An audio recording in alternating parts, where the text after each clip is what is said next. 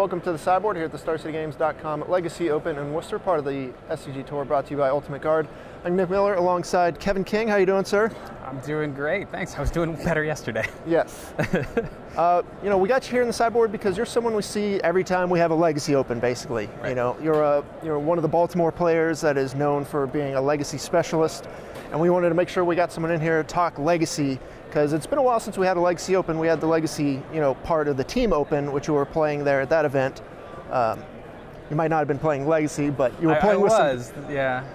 The team fell apart a little bit, but played some Legacy, didn't get all the wins, but... Right. But there was a bunch of classics, so you got to play there. Did. And anyone that kind of follows this area knows you've been playing for a while and you put up decent results, Eternal Weekend, EEs, even our Opens.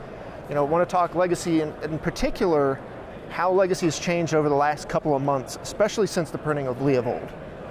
Yeah, the format, it's still fundamentally the same format. You see a lot of the same decks, but you're seeing the rise of Fair Blues getting bigger. In order to beat Leovold, it turns out just being a better Leovold deck is the best way to do it if you're committed to Fair Blue Magic. And so there's a bit of a race to the top, in that Delver's always sort of been the worst card in the mid-range Delver decks.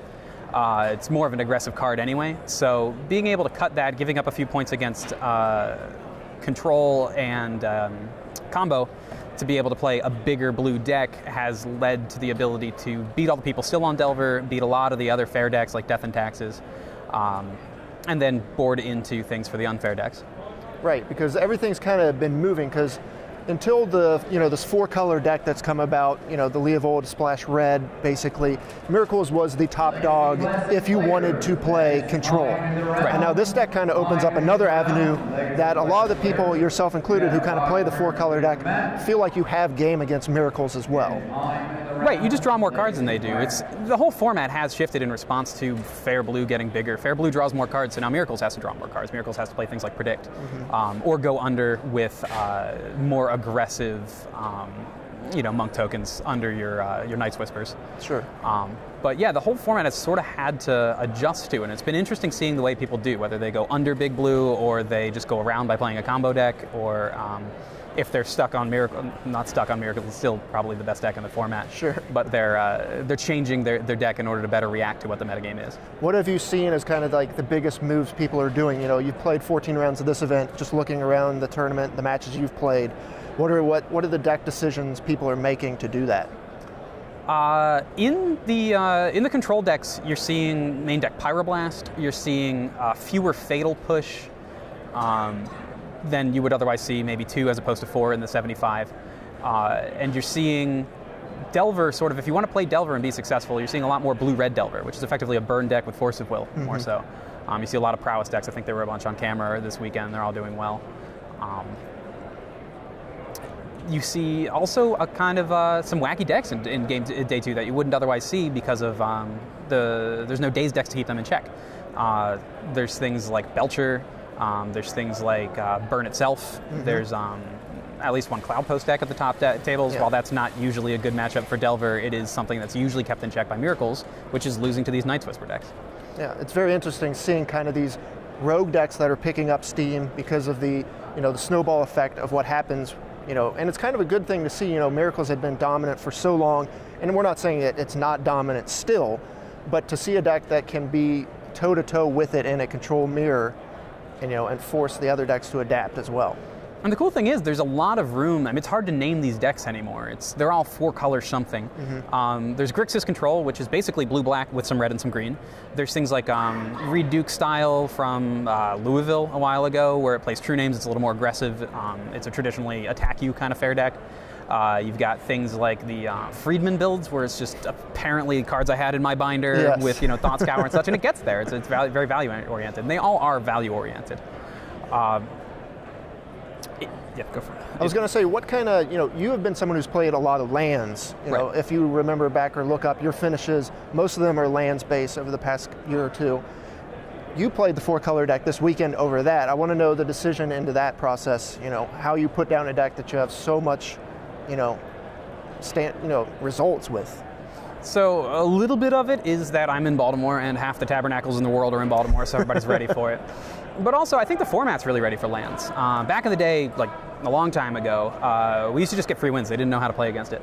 That all changed a while ago, and then we shifted to like an abrupt decay version. We're continuing to innovate. People like Dave Long are really putting in the work. They're innovating. He's playing an artifact-based ruins version. And engineered explosives and Sensei's Divining Top all running around. I just wasn't interested in frantically innovating every week to beat these fair blue decks that have to board so much for lands. It turns out our matchup is so bad that post-board, you bring in 3 Surgicals, 3 Edicts, you bring in invasive surgery out of nowhere. It's just not something I was interested in worrying about when the Grixis deck was so good. Where do you see the format going now? You know, it's a slow-moving format, and you know we've had an open or two with Leovold pre this event, but this is the biggest event it's had. Right. I think it's basically been from the beginning. Leovold was assumed it would still be like a fair Delver style strategy in the shell, and then there was a username on Moto I've never met, Pelinic, put up a bunch of results that Noah Walker was following. He tipped me off to. We talked about just fundamentally it can't turn the corner ever. Nothing has more than 2 power. It's just not interested in winning the game so much as having more cards than them. So I'm seeing in the future, effectively, the ability to have to either go around or under these value decks. Basically, Miracles and Grixis can have their little spar, but if you want to play fair, you either need to go big or you need to go under. And if you want to play unfair, you can pretty much do what you want, as long as cast a Primeval Titan. You know, it's these value decks can't give up things like Force of Will. I really hate casting Force of Will because it's a 2-for-1, and your whole deck is supposed to be about 2-for-1s. It's full of push and bolt and Kolaghan's Command, things that can't deal with big threats. Or even really a Storm deck.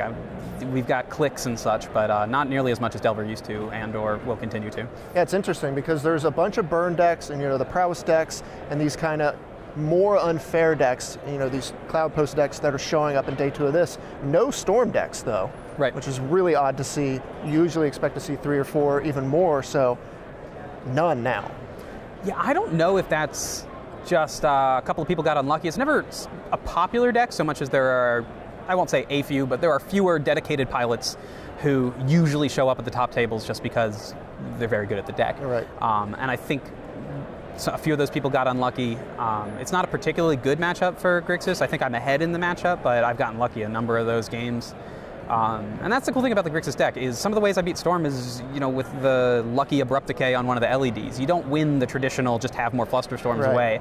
So it is kind of easy to think it's a bad matchup, and it might even be. I don't know. I don't want to be too results oriented. Okay, so if you have a Legacy event, a week or 2 down the line, now that you've got a lot of reps with this deck, are you still going to be playing the 4-color deck?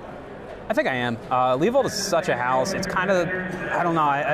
Leovold is the only card in the deck to me that it does nothing. It just sits there. It's just a sorcery speed, play it on 3. It's probably cantrips. They push it, they eat the value, and you draw it. Games where it sticks late, it's very good, but I might move it to the board. It's just a threat, sort of like Deathrite. It's just an 0-for-1 effectively, or 1-for-1. But I really think these Grixis decks, play your favorite cards, play the cards you're most used to casting. I saw some people on the list who were playing it too aggressively. They were throwing out threats into obvious removal like a Duress, which isn't where you want to be. You want to not die while setting up turns where they get no value, where you get to Pyroblast their Spell Snare on your Snapcasters. You never want to throw away a Snapcaster. So I think what you want to do is you want to find your 60, 75 favorite cards and play them. If they happen to be this blue, black, green, red deck, I think you want to play. You can play a Night's Whisper. You can play whatever you want. You could play, I don't even care. We were talking about Stratus Dancer earlier. That's a little loose, but it's a negate that doesn't use a stack. The format's wide open as long as you want to play value, I think. Yeah, I talked to Noah and he's like, everyone can kind of build the deck as they want. There's 50 cards and then it's slot in the 10 cards that you like to play into this shell. Exactly. Noah and I were on Grixis Delver a very long time ago when he really pioneered the deck before Delve was a mechanic out of cons. Back when we were playing True Name. I remember when True Name was spoiled and we were talking about putting it into the deck. So we have a history of just talking on Facebook a lot. A lot of it is him contributing more than me, to be honest, when it comes to brainstorm decks. But we've been talking about this deck. We're doing it very differently than we ever did talking about lists, in that he says, I'm on these 3 cards that you're not, and I say that's cool, and then I don't care. Or I say, I think these 4 have been good, and he's like, I think I want more Spell Snare, and that's how it works, and it's totally valid. We don't have to agree on a list because every choice is equally valid. All right, well, there's a bunch of players playing the deck that are still live for top 8. You kind of had a rough day too, but everyone can't win all their matches. Right. But the deck looks very good, and I think if you take away one thing from this weekend, you need to have a game plan for this deck. I think you do. All right, well, Kevin, thanks for joining me here in the sideboard. Stay tuned to StarCityGames.com all weekend long for the action here in Worcester.